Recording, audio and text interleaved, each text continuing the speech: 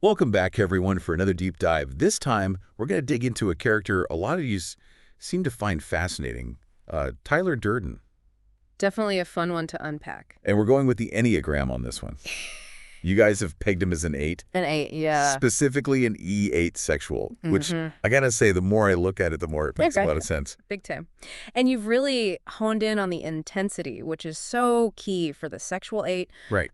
They have this really primal need for connection, but we're not talking, meeting for a latte kind of connection. This is like total emotional takeover. Yeah. Merging with another person completely, it's a lot. Okay, well, slow down. Let's unpack that emotional takeover idea because that sounds intense. Yeah. But first, can we just get like a crash course on 8s in general? What are we even talking about here? Sure, absolutely. So in a nutshell, 8s are all about power. They're assertive, they like control, and they crave autonomy. More than anything, they're terrified of being controlled or betrayed by someone else. So it's like I either have the power or I'm vulnerable kind of thing. Exactly. It's like their whole worldview is built on that idea, and that's why 8s often come across as so intimidating. It's their way of establishing dominance and keeping those fears at bay. Which makes sense when you think about those classic 8 descriptions, like the challenger. Right. But then we got a layer on the sexual part of this subtype, and things get even more interesting. You even sent over some stuff from Claudio Naranjo, who's kind of a big deal in the Enneagram world. Oh, yeah, he's one of the greats. And he describes this subtype as being particularly, intense, like even more so. Yeah, he's spot on. All 8s want some control, right? But the sexual 8, they take this need to a whole other level, and their reasons run a lot deeper than just wanting to call the shots. Okay, now you've really got me intrigued. So in my notes, I was mentioning how important physical intimacy seems to be for them. Right. But it seems like it goes even beyond that. You're picking up on something really important there. It's not just physical intimacy for them. It's this burning need to possess and be possessed at the same time. This all-consuming desire to completely merge with another person on the deepest emotional level. Wow. It's powerful stuff. So how does this play out in their lives, this need for such intense connection? Well, it's like this invisible force that affects everything for them. It drives their ambition, their relationships, even their darkest impulses.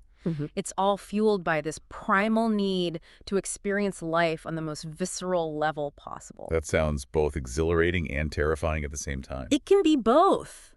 That's the thing about 8s. They don't do anything halfway. So how does this manifest with someone like Tyler Durden?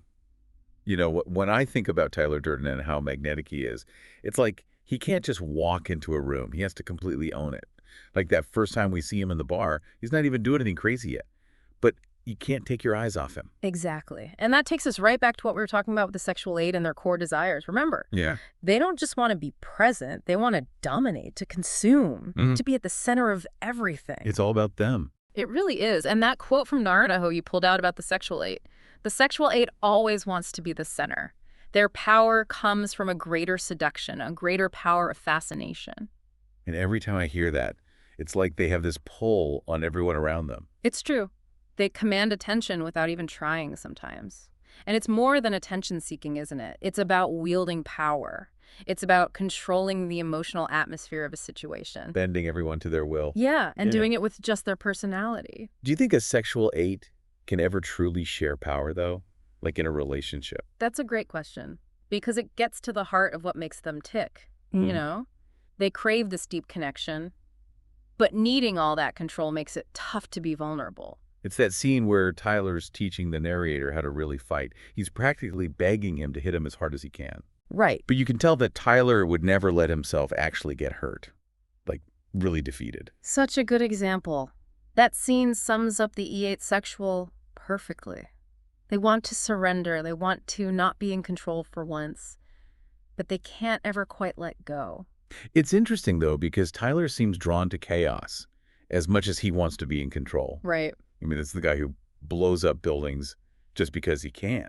This is where it gets really interesting. Because for the sexual 8, destruction and control, they're almost like two sides of the same coin, It's like by destroying something, they're clearing the way for something new, something they can control. So it's not just about anarchy for the fun of it. Not at all. It's all connected back to that deep fear of being vulnerable, remember. And someone like Tyler Durden. Destruction becomes his way of taking control. In a world that feels unpredictable and chaotic. Wow. Okay, so we're talking about destruction as a form of control. That is intense. Yeah. But it kind of makes sense when you think about Tyler Durden. He just thrives on chaos. And he uses it to tear down everything around him, all those rules and expectations that society has.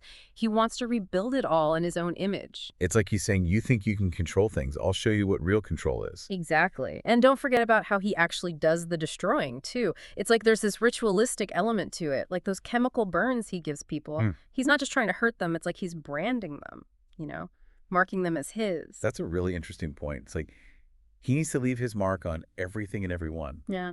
To really possess them. And not just like their physical selves, but their very essence. Exactly. Which brings us back to that idea of surrender. The sexual 8 doesn't want people to just follow them. They want total and complete devotion. And Tyler definitely knows how to get that kind of devotion from people. He's so good at tapping into their frustrations, the things they wish they could change. He gives them an outlet for all that pent-up energy and anger, and he does it with such intensity. It's like he has this magnetic pull on people. Right. It's intoxicating, Yeah. almost cult-like. Totally. And that's the seductive power of the sexual 8 in action. Remember that part of your analysis, where you said it's like Tyler has more colors in his feathers. Oh, yeah. It's not just about looks either. It's something deeper, this raw, animalistic magnetism that makes you want to get closer, even when you know you probably shouldn't. It's like he bypasses logic and reason completely. He does.